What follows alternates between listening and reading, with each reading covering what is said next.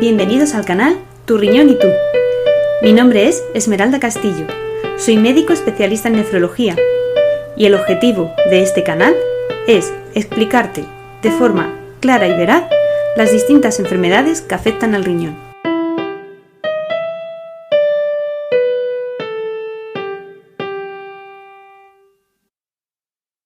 Bienvenidos a un nuevo episodio de Tu Riñón y Tú.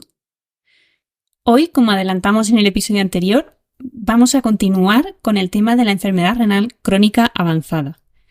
En concreto, vamos a hablar de las alteraciones analíticas que nos podemos encontrar si tenemos o en pacientes que tienen una enfermedad renal crónica ya avanzada, es decir, que su riñón ya funciona muy poco. ¿Qué alteraciones se van a ver en la analítica? Bien, pues como digo, probablemente vayamos a tener, prácticamente seguridad, vamos a tener anemia. Que eso quiere decir que los glóbulos rojos, que son esas células que transportan el oxígeno dentro del cuerpo a través de los vasos sanguíneos, de las arterias y las venas, estarán bajitos. ¿Y por qué están bajitos? Os recomiendo ver el episodio de cuáles son las funciones del riñón, porque lo vais a entender también todo mejor. O al menos os sonará más, pero lo voy a volver a explicar ahora un poquito más resumido. Básicamente, el riñón es el órgano que tiene unos sensores de oxígeno del cuerpo, ¿vale? Tienen dentro del riñón hay algunas zonas donde hay un sensor que detecta cuánta es la cantidad de oxígeno que hay en la sangre en esos puntos donde está el sensor. ¿Qué ocurre? Que cuando detecta que hay baja cantidad de oxígeno, y normalmente se relaciona de forma directa con la cantidad de glóbulos rojos, es decir, de las células que transportan el oxígeno, tiene sentido, ¿no? Es decir, si no hay muchas células que transporten oxígeno, pues el oxígeno en la sangre estará bajito. Entonces, lo que sensan es eso, cuánto oxígeno hay en la sangre, que normalmente se corresponde a que hay pocos glóbulos rojos. Y entonces, si ven que hay poco, mandan una señal al hueso, al interior del hueso, de los huesos, que es donde se encuentra la médula ósea y que es donde se generan nuevas células, nuevos glóbulos rojos, para que transporten más oxígeno. Es decir, el riñón como tal no se encarga de generar los glóbulos rojos que falten, pero sí se encarga de mandar la señal de que hacen falta esos glóbulos rojos. Y entonces, donde sí se generan, que es en la médula ósea, se empiezan a generar. Esa molécula que manda la señal, que es liberada por el riñón y que llega hasta el hueso, se llama eritropoyetina. Y en caso de tener una enfermedad renal crónica avanzada, es lo que nos van a poner de forma externa como medicamento para que podamos mantener unos niveles de glóbulos rojos normales en sangre. Porque como nuestro riñón ya no la está generando, el hueso, es decir, la médula ósea, donde se generan esos glóbulos rojos, no está recibiendo ninguna señal de que necesite generar nuevos cuando son necesarios. Entonces, con la eritropoyetina que los nefrólogos pautamos a los pacientes, lo que hacemos es administrar esa señal, esa hormona, esa molécula, de forma externa, no sintetizada por el riñón, pero bueno, la ponemos nosotros para que la médula ósea siga recibiendo, para que el hueso siga recibiendo esa señal y entonces genere nuevos glóbulos rojos y así no tengamos anemia o no tengamos tanta anemia. ¿Qué ocurre? Que esta molécula, de momento la que hay autorizada y demás, se pone en forma de pinchazos a través de la piel, un subcutáneo, se tiene que administrar. Normalmente, pues dependiendo de las necesidades que tengamos, pues se pondrá una vez a la semana o una vez cada 15 días. Es variable, es algo individualizado que según qué niveles de glóbulos rojos tengamos en sangre, pues nos tendrán que poner más o menos dosis. Recientemente se ha generado un nuevo fármaco que, aun no siendo la molécula directamente, sí que actúa para que esta molécula esté alta en sangre.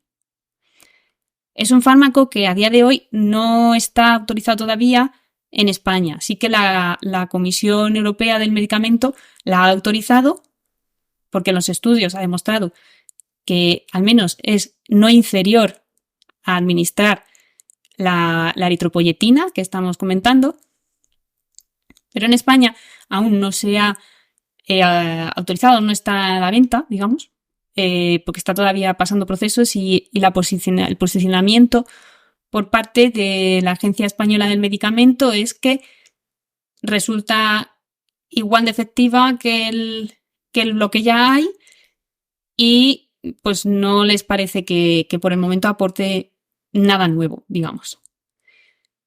Aparte de que también es un poco más caro. Es más caro, vamos. Entonces, de momento, en España no nos la van a dar. No nos van a poner este nuevo medicamento. En el futuro, pues es posible que sí. Todavía está todo un poco en el aire. Pero saber que existe otra alternativa, que además es en forma de pastilla, forma oral, no es por pinchazos, pero que está pendiente de ver qué pasa con ello. Además de aportarnos esta molécula, como estoy diciendo, de la eritropoyetina, también será necesario que nos den un suplemento de hierro, ya sea en forma oral o intravenosa cada X tiempo, porque para el hueso necesita hierro para generar nuevos glóbulos rojos. Y cuando tenemos una enfermedad renal crónica, el hierro suele estar bajito. El mecanismo es lo que llamamos multifactorial, es decir, que hay muchos factores que influyen en que el hierro esté bajo, pero finalmente el hierro está bajo. Entonces probablemente nos necesitemos tomar suplementos de hierro. Y de hecho, hasta que los niveles de hierro en sangre no están en rango normal, no son lo suficientemente altos, no nos van a mandar la eritropoyetina porque no tiene sentido mandar un estímulo al hueso de que genere glóbulos rojos si no tenemos las herramientas que necesitamos para generarlos, que en este caso sería el hierro. Es decir, que si no tenemos niveles suficientes de hierro en sangre, al hueso, por más que le mandemos una señal de que necesitamos generar nuevos glóbulos rojos, no va a poder generarlos porque necesita hierro para hacerlo. Así que es muy probable que también dentro de nuestro tratamiento se incluya algún suplemento del hierro. Vale, entonces, ¿qué más alteraciones vamos a encontrar en la analítica? Pues nos vamos a encontrar, lo más probable es que niveles de calcio bajos en sangre y niveles de fósforo altos en sangre. ¿Qué implicaciones tiene esto y por qué se produce? Se produce porque el riñón es el encargado de activar la vitamina D que obtenemos a través de la piel, a través del sol. Es decir, que nosotros cuando tomamos el sol, que siempre se dice, toma el sol para tener más vitamina D. Vale, sí, coges vitamina D del sol a través de la piel, pero esa vitamina D no tiene ninguna función en el cuerpo porque hay que activarla. Hay que hacer que empiece a ser funcional, que empiece a hacer efectos en el cuerpo. Y el órgano que se encarga de hacer eso es el riñón.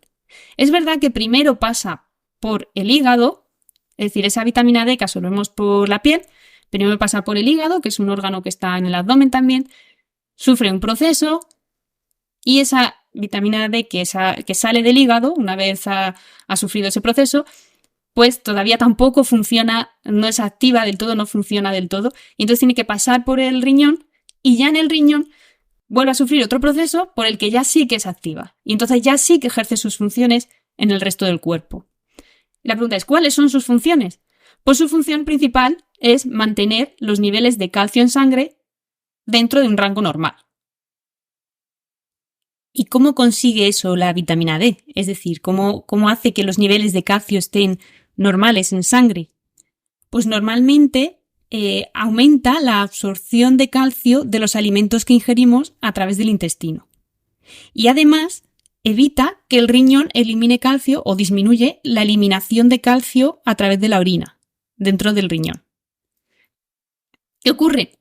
Que los pacientes que tienen enfermedad renal crónica avanzada no sufren el proceso de la vitamina D, no se activa.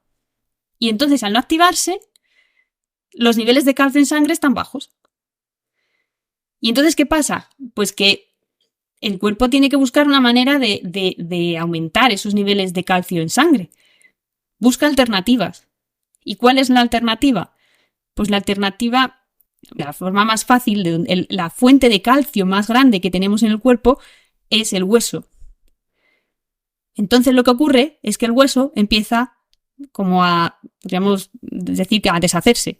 Es decir, empieza a desmenuzarse, entre comillas, es decir, por una imagen visual más clara, para sacar el calcio que tiene en su interior. Y así poder mantener unos niveles de calcio en sangre, que son muy importantes mantenerlos normales, porque el calcio es un ion, es una molécula que se encarga de que los músculos se contraigan bien, y el corazón es un músculo, es decir, es una molécula muy importante para el cuerpo. Entonces los niveles en sangre tienen que estar bien. Y si la forma de que estén bien es extrayéndolo del hueso, lo va a extraer del hueso. ¿Qué ocurre? Que a la vez que sale el calcio del hueso, el calcio en el hueso está unido al fósforo.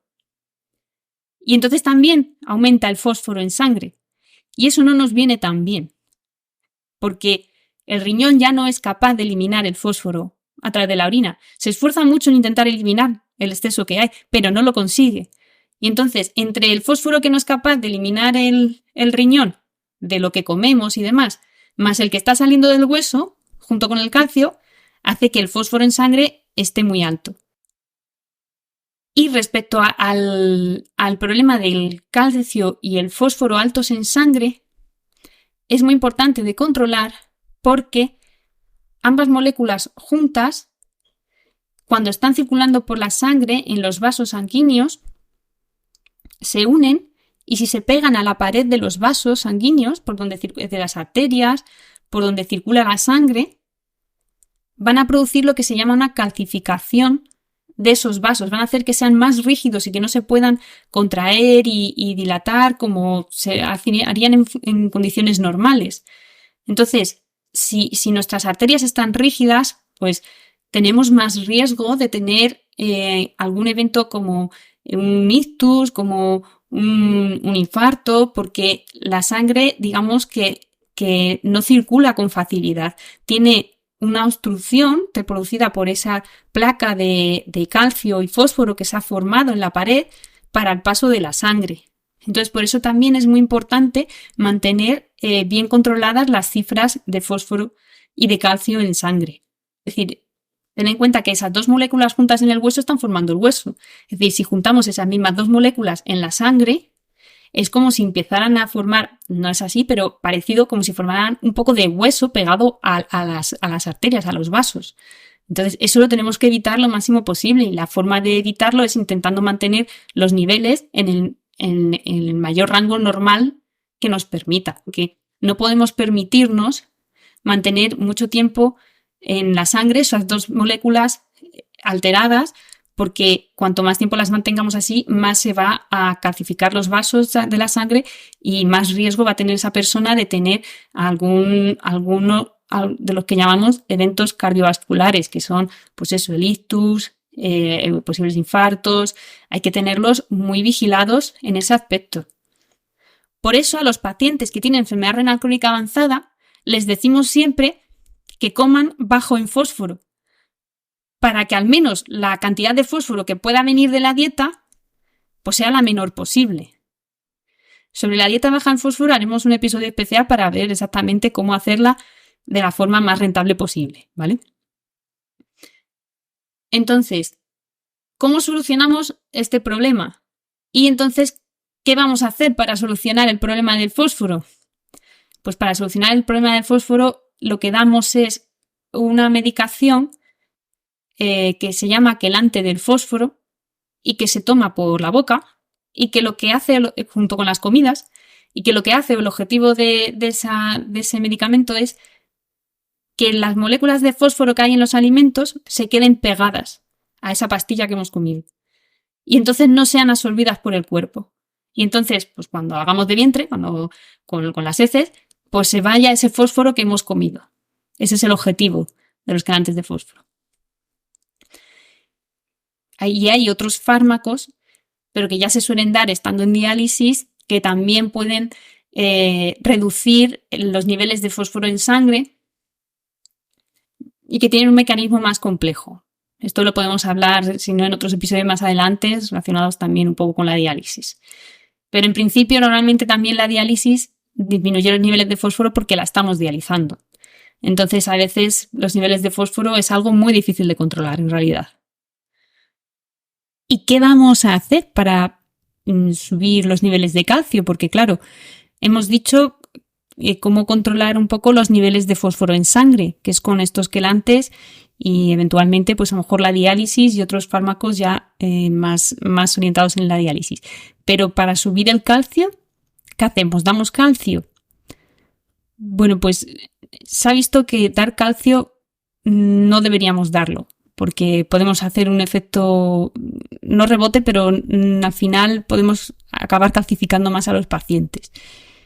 Entonces lo que hacemos muchas veces es dar precisamente vitamina D, que al fin y al cabo es un poco el origen del problema. Pero claro, podéis pensar, bueno, pues si me dan la vitamina D igual que la cojo del sol, sigue sin procesarse en el riñón, porque el riñón no lo está procesando.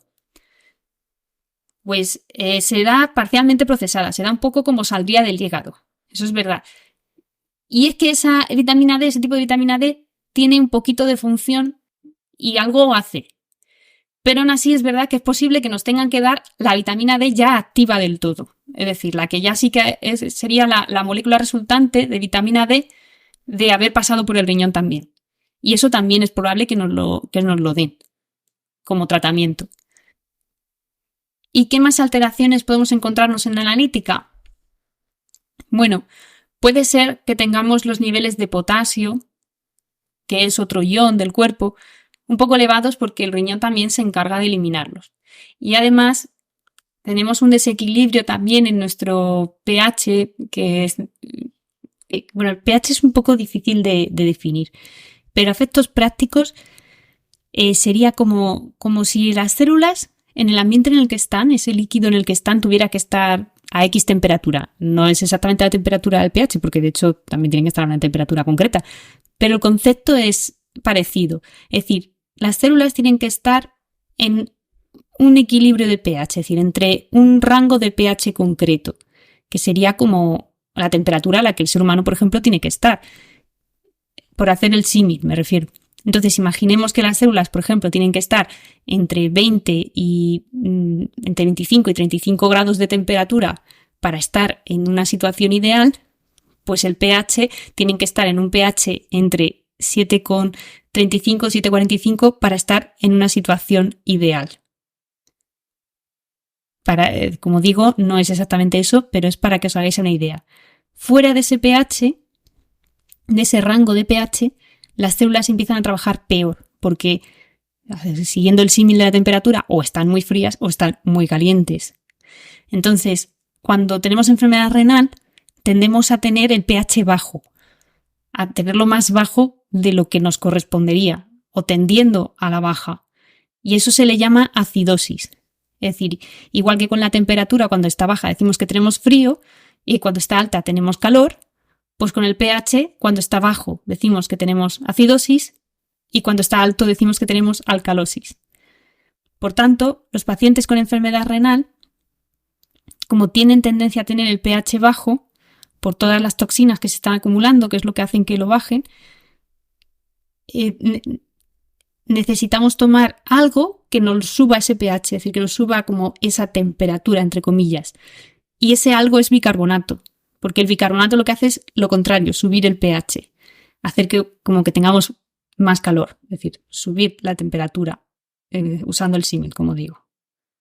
Y bueno, y respecto al hecho de que tengamos aumento de los líquidos en el cuerpo, pues empezaremos a utilizar diuréticos. Es decir, fármacos que lo que nos hacen es forzar que la parte que está funcionando el riñón elimine la mayor cantidad de líquido posible, para que no se nos hinchen las piernas, para que no tengamos dificultad para respirar y demás.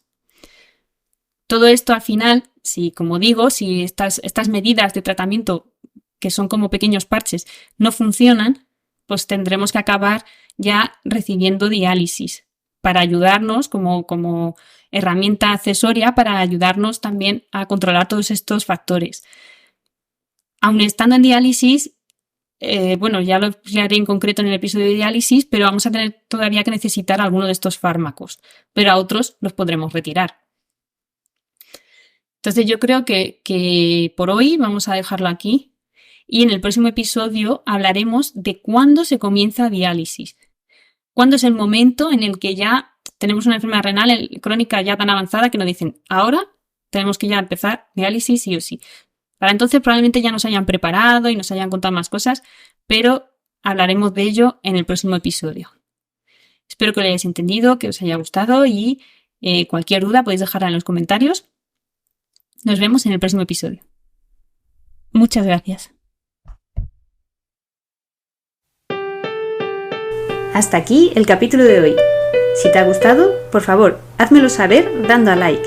Y si hay alguna enfermedad renal de la que quieres que hable en el canal, déjalo reflejado en los comentarios. Muchas gracias.